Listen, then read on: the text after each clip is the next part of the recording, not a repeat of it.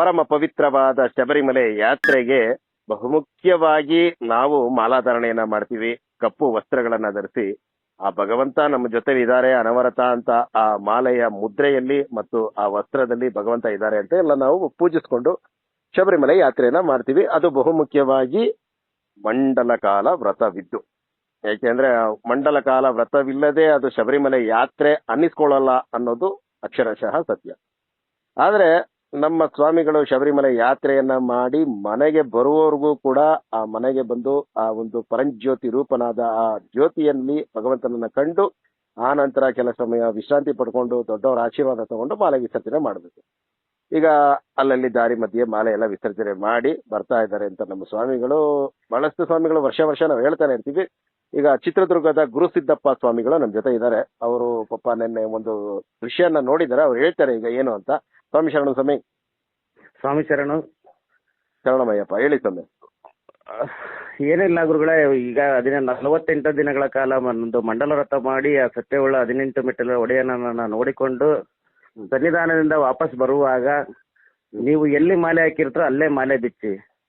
ಈ ಧರ್ಮಸ್ಥಳದಲ್ಲಿ ನೇತ್ರಾವತಿ ನದಿಯಲ್ಲಿ ಮತ್ತೆ ಈ ನಂಜನಗೂಡಿನಲ್ಲಿ ಅನೇಕ ಜನ ಮಾಲಾಧಾರಿ ಸ್ವಾಮಿಗಳು ಮಾಲೆಯನ್ನ ಬಿಚ್ಚಿ ಮಾಲೆ ಮತ್ತು ಬಟ್ಟೆಯನ್ನ ನದಿಯಲ್ಲಿ ವಿಸರ್ಜನೆ ಮಾಡ್ತಿದ್ದಾರೆ. ಪರಿಸರ ಎಲ್ಲ ಕಲುಷಿತಗೊಳ್ಳುತ್ತಿದೆ. ಮತ್ತೆ ಆಮೇಲೆ ಅದೇ ಮಾಲೆಯನ್ನ ಬಟ್ಟೆನ ಕೆಲವರೆಲ್ಲ ಸಿವಿಲ್ ಸ್ವಾಮಿಗಳು ತುಳಿದು ಅಪವಿತ್ರ ಮಾಡ್ತಾ ಇದ್ದಾರೆ. ಇದನ್ನ ಯಾರು ಮಾಡಬೇಡ್ರಿ ಅಂತ ಹೇಳ್ಬಿಟ್ಟು ತಮ್ಮಲ್ಲಿ ಕೇಳ್ಕೊಳ್ತಾ ಇದೀನಿ ನಾನು. ನೀವು ನಂಜನಗೂಡಲ್ಲಿ ಎಲ್ಲಿ ನೋಡಿದ್ರಿ ಈ ದೃಶ್ಯ ಸ್ವಾಮಿ? ಕಪಿಲ ನದಿಯಲ್ಲಿ. ಅಲ್ಲಿ ಅವ್ರಿಗೆ ಹೇಳಿದ್ರ ನೀವು ಈ ರೀತಿ ಮಾಡಬಾರ್ದು? ನಾವು ಸಾಕಷ್ಟು ಜನಗಳಿಗೆ ಹೇಳಿದ್ವಿ. ಇಲ್ಲ ಗುರುಗಳೇ, ಅದೇನಾಗುತ್ತೆ ಅಂದ್ರೆ ನಾವು ಮಾಂಸ ಮದ್ಯ ಎಲ್ಲ ಮಾಡ್ತಾ ಇರ್ತೀವಿ, ನಮ್ಮಲ್ಲಿ ಅಂಟು ಮುಂಟಾಗುತ್ತೆ, ಹೊರಗಡೆ ಆಗಿದ್ರು ಒಳಗಡೆ ಎಲ್ಲ ಬರ್ತಿರ್ತಾರೆ, ನಮಗೆ ಅದು ಅಯ್ಯಪ್ಪ ಒಳ್ಳೇದ್ ಮಾಡಲ್ಲ ಅಂತ ನಮ್ಮ ಅನಿಸಿಕೆ ಅಂತ ಹೇಳಿದ್ರು. ಯಾವುದೇ ಕಾರಣಕ್ಕೆ ಆ ರೀತಿ ಏನೂ ಆಗಲ್ಲ ಅನ್ನೋದು ನನ್ನ ಭಾವನೆ. ದೇವರ ಮನೆಯಲ್ಲಿ ಹೊರಗಡೆ ಆದರೂ ಯಾರು ಹೋಗಲ್ಲ.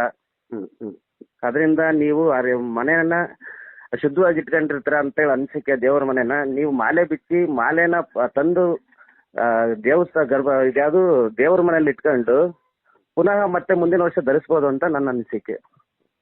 ಸ್ವಾಮಿ ಸ್ವಾಮಿ, ನೀವು ಎಷ್ಟು ದಿನ ವ್ರತ ಮಾಡಿದ್ರಿ ಅಯ್ಯಪ್ಪ? ನಾನು ಈ ವರ್ಷ ಕಡಿಮೆ 38 ದಿವಸ ಮಾಡಿದ್ದೆ ಗುರುಗಳೇ. ಯಾಕೆ ನೀವು ಎಲ್ಲ ನಾವು ನವೆಂಬರ್ 16ಕ್ಕೆ ಆಗ್ತಾ ಇದ್ದೆ. ನವೆಂಬರ್ ತಿಂಗಳಲ್ಲಿ ಮಗಳ ಮದುವೆ ಮಾಡಿದೆ. ಅದಕ್ಕೋಸ್ಕರ ಹಾಕಕ್ಕಾಗ್ಲಿಲ್ಲ. ಅಲ್ಲ, ನಿಮ್ಮ ಮಗಳ ಮದುವೆ ಮಾಡಬೇಕಾದ ಜವಾಬ್ದಾರಿ ಖಂಡಿತ. ಅದರಂತೆ ನೀವು ದಿನಾಂಕನ ಮುಂದೂಡ್ಕೋಬೋದಾಗಿತ್ತು. ಆಯ್ತು, ಇರ್ಲಿ ಆ ವಿಚಾರ ಖಂಡಿತ. ಯಾಕೆಂದ್ರೆ ಅದು ವಿಚಾರವಾಗಿ ಇರಬೇಕು. ಮಂಡಲ ಕಾಲ ಎಲ್ಲರೂ ಮಾಡಬೇಕು ಅನ್ನೋ ಸ್ವಾಮಿ. ಮತ್ತೆ ನೀವು ಹೇಳಿದಂತೆ ಆ ಸ್ವಾಮಿಗಳಿಗೆ ಹೇಳಿ. ನಾನು ಅದನ್ನ ಒಪ್ಕೊಂತೀನಿ. ನೀವು ಹೇಳಿದ್ದು 48 ದಿನಗಳ ಕಾಲ ಅಥವಾ 41 ದಿನಗಳ ಕಾಲ ಅಂತ ಕೆಲವರು ಹೇಳ್ತಾರೆ. ಮಾಡ್ಬೇಕಾಯ್ತು. ನವೆಂಬರ್ 16ಕ್ಕೆ ಆಗ್ತಾ ಇದ್ವಿ ನಾವು ವರ್ಷ.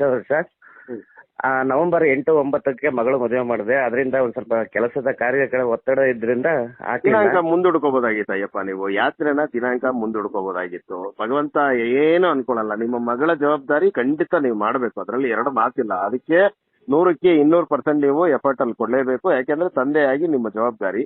ಯಾತ್ರಾ ದಿನಾಂಕವನ್ನ ಮುಂದೂಡ್ಕೊಂಡು ನೀವು ವ್ರತವನ್ನ ಮಾಡಬಹುದಾಗಿತ್ತು. ಈಗ ಈ ವಿಚಾರಕ್ಕೆ ಬರುವುದಾದ್ರೆ, ನೀವು ವಸ್ತ್ರಗಳನ್ನ ಮಾಲೆಗಳನ್ನ ಬಿಡುವಂತ ಸ್ವಾಮಿಗಳು ಖಂಡಿತವಾಗಿ ಯಾರು ಮಂಡಲ ಮಾಡಿರ್ತಾರೆ ಅವ್ರು ಮಾಡಲ್ಲ ಸರ್. 100ಕ್ಕೆ 100% ಅವ್ರು ಯಾರು ಮಾಡಲ್ಲ. ಈ 3 ದಿನಕ್ಕೆ 1 ದಿನಕ್ಕೆ 5 ದಿನಕ್ಕೆ ಅವ್ರಿಗೆ ಕೇವಲ ಮಾಲೆ ಅನ್ನೋದು, ಆ ಬಟ್ಟೆ ಅನ್ನೋದು ಆ ಭಗವಂತನ ಮೆಟ್ಲತ್ತಲಿಕ್ಕೆ ಒಂದು ಪರ್ಮಿಟ್ ಆಗ್ಬೇಕು. ಅದಕ್ಕಾಗಿ ಹಾಕೊಳ್ತಾರೆ. ಅದರ ನಂತರ ಭಯ ಅನ್ನೋದು ಮನಸ್ಸಲ್ಲಿ ಯಾಕೆ ಬರುತ್ತೆ? ಅವ್ರಿಗೆ ಒಂದು ಪ್ರಶ್ನೆ ನೀವು ಕೇಳಬೇಕಾಗಿತ್ತು ಸ್ವಾಮಿ. ಬೇರೆ ದೇವರುಗಳನ್ನ ನೀವು ಯಾವ್ದು ಪೂಜಿಸಲ್ವಾ ಮನೇಲಿ? ಗಣಪತಿನ ಇಟ್ಟಿರ್ತಾರೆ, ಶಿವನ್ ಇಟ್ಟಿರ್ತಾರೆ.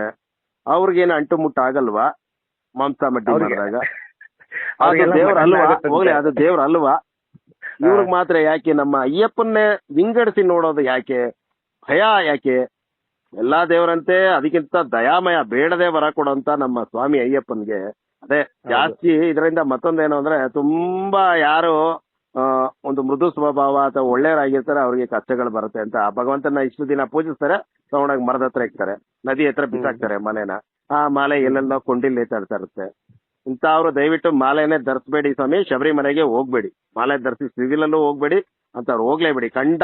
ಖಂಡಿತವಾಗಿ ನಾವು ಹೇಳಲಿಕ್ಕೆ ಇನ್ನು ಮೇಲೆ ಪ್ರಾರಂಭ ಮಾಡ್ತೀವಿ. ಯಾಕೆಂದ್ರೆ ಯಾರ ಒಂದು ಅಂಗು ನಮ್ಗೆ ಬೇಕಾಗಿಲ್ಲ. ಯಾಕೆಂದ್ರೆ ಶಬರಿಮಲೆಗೆ ಹೀಗೇ ಹೋಗ್ಬೇಕು. ನಾನು ತಪ್ಪು ಮಾಡ್ತಾ ಇದ್ದೆ, ಆದ್ರೆ ಈಗ ತಪ್ಪು ಮಾಡಲ್ಲ.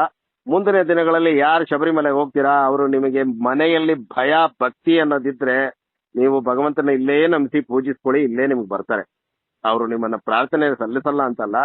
ಶಬರಿಮಲೆ ಯಾತ್ರೆಗೆ ಹೋಗಿ ಆ ಮಾಲೆಯನ್ನ ಕಪಿಲಾ ನದಿ ತೀರದಲ್ಲಿ ನೇತ್ರಾವತಿಯಲ್ಲಿ ಬಿಟ್ಟು, ಈಗ ಸ್ವಾಮಿ ಹೇಳದಂತೆ ಯಾರೋ ತುಳಿತಾ ಇರ್ತಾರೆ, ಪಂಪೆಯಲ್ಲಿ ರಾಶಿ ರಾಶಿ ಕೊಳಿತಾ ಬಿದ್ದಿರ್ತದೆ. ಆ ಕೊಳಿತಾ ಬಿದ್ದಿದ್ದನ್ನ ಅವರು ಫೈನಾನ್ಷಿಯಲಿ ಯೂಸ್ ಮಾಡ್ಕೊಳ್ಳೋ ಸ್ವಾಮಿಗಳು ಇರ್ತಾರೆ. ಅದನ್ನ ಮತ್ತೆ ಗಂಜಿ ಹಾಕಿ ಐರನ್ ಹಾಕಿ ನಿಮಗೆ ಹೊಸ ವಸ್ತ್ರವಾಗಿ ಬರುತ್ತೆ.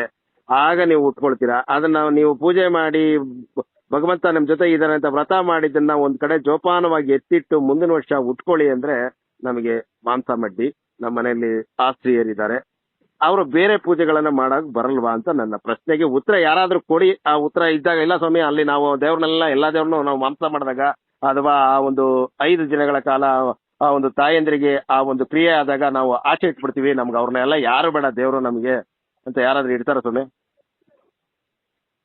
ಅಯ್ಯಪ್ಪ, ಹಾ ಹೇಳಿ ಸ್ವಾಮಿ. ಅಲ್ಲ ಆತರ ಏನಾದ್ರು ಮಾಡ್ತಾರ? ಇಲ್ಲ ಸ್ವಾಮಿ. ಆವಾಗ ಆ ದೇವರುಗಳಿಗೆ ಇಲ್ದಿರಂತದ್ದು ಭಯ ನಮ್ ಸ್ವಾಮಿ ಅಯ್ಯಪ್ಪನ್ ಕಂಡ್ರೆ ಯಾಕೆ ಸ್ವಾಮಿ? ಅಲ್ಲ, ನೀವು ಅಯ್ಯಪ್ಪನ ವಿಚಾರ ಮೂರ್ತಿ ತಿಳಿಸಿ. ಚಿಕ್ಕದಾದ ಕೀರ್ತಿ ದೊಡ್ಡದು, ಅದರಿಂದ ಏನಾದ್ರು ಭಯ ಪಟ್ಟಿದಾರೇನೋ ಅಂತ ಹೇಳಿ ನನ್ನ ಸ್ವಾಮಿ, ನಂಬಿಕೆ. ಕೀರ್ತಿ ದೊಡ್ಡದಕ್ಕೆ ಭಯ ಪಡಕ್ ಬೇಕಾಗಿಲ್ಲ, ಭಕ್ತಿ ಒಂದ್ ಸಾಕು. ಭಗವಂತ ಹೀಗೆ ಮಾಡುವಂತ ಏನು ಕೇಳಿಲ್ಲ. ನಿಮ್ ನಿಷ್ಕಲ್ಮಶವಾದ ವ್ರತ ಒಂದು ಮಾಡಿ ನೀನು ಸರಿಯಾದ ದಾರಿಗೆ ಬಾ ಅನ್ನೋ ಒಂದು ತ್ಯಾಗಮಯಿ ಜೀವಿ ನಮಗೆ. ನಮಗೋಸ್ಕರ ಎಲ್ಲ ಕಲಿಯುಗದಲ್ಲಿ ತಪಸ್ಸು ಮಾಡ್ತಾ ಕೂತಿರೋಂತ ದೈವ, ನಿಜವಾದ ದೈವ, ಮಾನವನ ಉದ್ಧಾರ ಮಾಡಬೇಕು ಅಂತ. ಆದ್ರೆ ಈ ಸ್ವಾಮಿಗಳು ನಮ್ಮನ್ನ ಭಗವಂತನ ಬೇಕಾದಾಗ ಬೇಕು, ಬೇಡದಿದ್ದಾಗ ಕೆಲಸ ಆದ್ಮೇಲೆ ಬೇಡ ಅಂತ ಅನ್ನೋಷ್ಟು ಮಟ್ಟಿಗೆ ಹೌದು ಸ್ವಾಮಿ, ಮಾಡ್ತಾ ಇದ್ದಾರೆ. ಕಾಲ್ ಕಸ ಮಾಡ್ಬಿಡ್ತಾರೆ ಅಷ್ಟೇ. ಯಾಕೆಂದ್ರೆ ನೀವು ಸದ್ಯಕ್ಕೆ ನೇತ್ರಾವತಿ ಕಪಿಲಾಗ್ ಬಂದ್ರಿ, ಪಂಪೆಯಲ್ಲೇ ಮಾಲೆಯನ್ನ ಇನ್ನು ಸನ್ನಿಧಾನದಲ್ಲೇ ಬಿಚ್ಚೋ ಸ್ವಾಮಿಗಳು ಇದಾರೆ. ಅಷ್ಟರ ಮಟ್ಟಿಗೆ ಬಂದ್ಬಿಟ್ಟಿದ್ದಾರೆ. ಇರುಮುಡಿ ಬಿಚ್ಚಾಯ್ತಲ್ಲ ಸ್ವಾಮಿ, ನಮ್ಮ ಮಾಲೆ ಬಿಚ್ಚಿಬಿಡಿ ಅಲ್ಲೇನೆ ನಮ್ದು ಅಂತ. ಅವರ ವರಸೆಗಳು ಚೇಂಜ್ ಆಗ್ತಾ ಇದೆ. ಅಲ್ಲಿಂದ ಮಾತಾಡೋ ರೀತಿ ಬೇರೆ ಆಗುತ್ತೆ, ವರ್ತನೆಗಳು ಬೇರೆ ಆಗುತ್ತೆ. ಒಂದು ಪ್ರವಾಸವಾಗಿ ಶುರು ಮಾಡ್ಬಿಡ್ತಾರೆ ಅಂತ. ಅವರು ಯಾಕೆ ಹೋಗ್ಬೇಕು ಸ್ವಾಮಿ ಶಬರಿಮಲೆಗೆ? ಬೇಡ. ಅವ್ರಿಗೆ ಏನು ಇಷ್ಟ ಇರುತ್ತೋ ಅದನ್ನ ಮಾಡ್ಕೊಳ್ಳಿ, ಮುಕ್ತವಾಗಿ ಸ್ವಾತಂತ್ರ್ಯ ಇದೆ. ಹೌದು ಗುರುಗಳ, ಈಗ ಎಲ್ಲ ಟ್ರೆಂಡ್ ಆಗ್ಬಿಟ್ಟಿದೆ. 1 ದಿವಸ ಮಾಲೆ ಹಾಕೊಂಡು ಹೋಗೋದು, 5 ದಿವಸ ಮಾಲೆ ಹಾಕೊಂಡು ಹೋಗೋದು ಟ್ರೆಂಡ್ ಆಗ್ಬಿಟ್ಟೆ. ಅದು ಭಕ್ತಿಗೆ ಹೋಗ್ತಾರೋ, ಪಿಕ್ನಿಕ್ ಹೋಗ್ತಾರೋ, ಏನು ಟೂರ್ ಹೋಗ್ತಾರೋ ಒಂದು ಗೊತ್ತಾಗ್ತಿಲ್ಲ. ಅದು ಅಲ್ಲಿ ಏನಾಗಿದೆ ಅಂದ್ರೆ, ನೀವು ಗುರುಸಿದ್ದಪ್ಪ ಅವ್ರು ಹೋಗಿ ಬಂದು ಶಬರಿಮಲೆಗೆ ಹೋಗಿ ಬಂದ್ರಲ್ಲ ಅಂತ ಪೂಜೆ ಮಾಡಲ್ಲ. ಈಗ ನಾವು ಹೋಗೋ ನಡಿ, ಅವ್ರು ನಮ್ದೊಂದು ಟೀಮ್ ಕಟ್ಕೊಳ್ಳೋ, 2 ಸೀಟ್ ಖಾಲಿ ಆಯ್ತಾ, ಅಲ್ಲಿ ಇಬ್ಬರು ಅಲ್ಲಿ ಕೆಂಚ ರಮ್ಮ ಕೂತವ್ರೆ, ಅವ್ರು ಕರ್ಕೊಳ್ಳೋಲ್ಲ, ಮಲೆ ಹಾಕ್ಸ್ಕೊಳ್ಳೋ, ಕೂರ್ಸ್ಕೊಳ್ಳೋ ಅನ್ನೋ ಮಟ್ಟಿಗೆ ಬಂದಿದ್ದಾರೆ. ಅದು ಈಗ ಸರಿ ಇರುತ್ತೆ, ಆದ್ರೆ ಅದು ಹೋಗ್ತಾ ಹೋಗ್ತಾ ಏನಾಗುತ್ತೆ ಅನ್ನೋದನ್ನ ಅವ್ರು ಅರ್ಥೈಸ್ಕೋಬೇಕು. ಭಯ ಅಲ್ಲಿರ್ಬೇಕು ಅವ್ರಿಗೆ, ನಾವ್ ಈ ರೀತಿ ಮಾಡಿದ್ರೆ ಭಯ ಆಗುತ್ತೆ ಅಂತ. ಆದ್ರೆ ಭಗವಂತನ ಮಾಲೆ ಇಟ್ಕೊಳ್ಳೋದಾಗ್ಲಿ, ವಸ್ತ್ರವನ್ನ ಇಟ್ಕೊಳ್ಳೋದಾಗ್ಲಿ, ಯಾರು ಆತರ ತಪ್ಪು ಅಭಿಪ್ರಾಯಗಳ ಇದ್ರೆ ಆ ಸ್ವಾಮಿಗಳ ಆ ಒಂದು ವಿಚಾರ ತಿಳಿಸ್ಬೇಕು ಅನ್ನೋ ಒಂದು ಕಾರಣಕ್ಕೆ ವಿಡಿಯೋ ಸ್ವಾಮಿ ನಿಮ್ಮಿಂದ ತಿಳಿಸಿದ್ರೆ 4 ಜನಕ್ಕೆ ಹೋಗುತ್ತೆ ಅನ್ನೋ ಒಂದು ಕಾರಣಕ್ಕೆ ಫೋನ್ ಮಾಡಿದ್ರು. ಅಲೋ ಸ್ವಾಮಿ? ಹೌದು ಗುರುಗಳೇ. ಆ ಪಾಪ ನೋವು ಅವ್ರಿಗೆ ಏನಾಗಿದೆ ಅಂದ್ರೆ, ಕಪಿಲೆಯಲ್ಲಿ ಆ ನೋವನ್ನ ನೋಡ್ತಾ ಇದಾರೆ. ಸ್ವಾಮಿ ಅಯ್ಯಪ್ಪ, ನಮ್ಮ ಅಯ್ಯಪ್ಪನಿಗೆ ಈ ರೀತಿ ಗತಿ ಕಾಣಿಸ್ತಾ ಇದಾರಲ್ಲ, ಏನಪ್ಪಾ ಇವರು ಅಂತ ಅವರು ಆ ನೋವಿನಲ್ಲಿ ಆ ಮಾಲೆಯನ್ನ ವಿಸರ್ಜನೆ ಮಾಡಿ ಮನೆಗೆ ಬಂದು ವಿಸರ್ಜನೆ ಮಾಡಿದ್ಮೇಲೆ ಆ ನೋವನ್ನ ತೋಡ್ಕೊತಾ ಇದ್ದಾರೆ.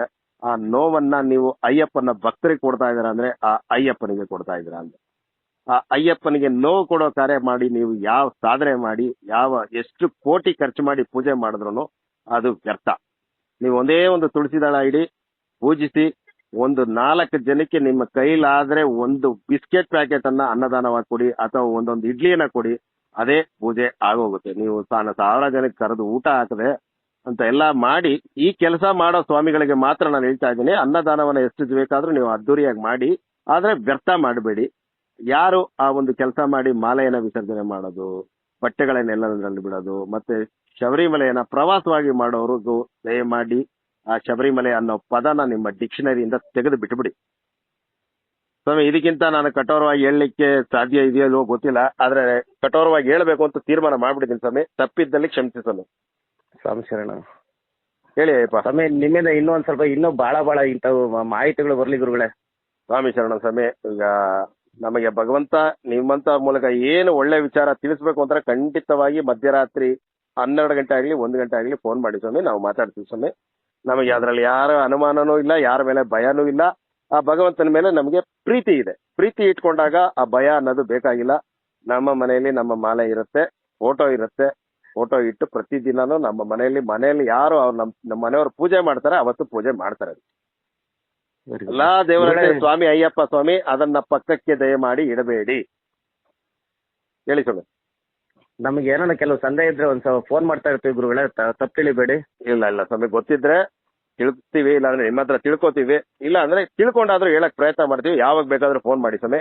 ಇದು Okay, ಗುರುಗಳೇ. ಚಿತ್ರದುರ್ಗದ ಗುರು ಸಿದ್ದಪ್ಪ ಅವರವರು ನಮ್ಮ ಶ್ರೀಕಂಠೇಶ್ವರ ಸನ್ನಿಧಾನ ನಂಜನಗೂಡಿನಲ್ಲಿ ಕಂಡಂತಹ ದೃಶ್ಯವನ್ನ ಇಟ್ಕೊಂಡು ಬಹಳ ಮನನೊಂದಿರುವಂತಹ ಸ್ವಾಮಿ. ಯಾಕೆಂದ್ರೆ ಇಂಥ ದುಃಖವನ್ನ ಯಾರು ಬೇಕು ಅಂತ ನೀವೆಲ್ಲ ಕೊಡ್ತಾ ಇರೋ ಸ್ವಾಮಿಗಳೇ, ದಯಮಾಡಿ ಬದಲಾಗಿ. ನಾನು ಎಲ್ಲರನ್ನ ದೂಷಿಸ್ತಾ ಇಲ್ಲ. ಈಗಲೂ ಕೂಡ ವ್ರತದ ಒಂದು 45 ವರ್ಷ ಮಾಡಿರೋರು ಕೂಡ ಅದೇ ಮಾಲೆಯನ್ನ ಧರಿಸ್ತಾ ಇರ್ತಾರೆ.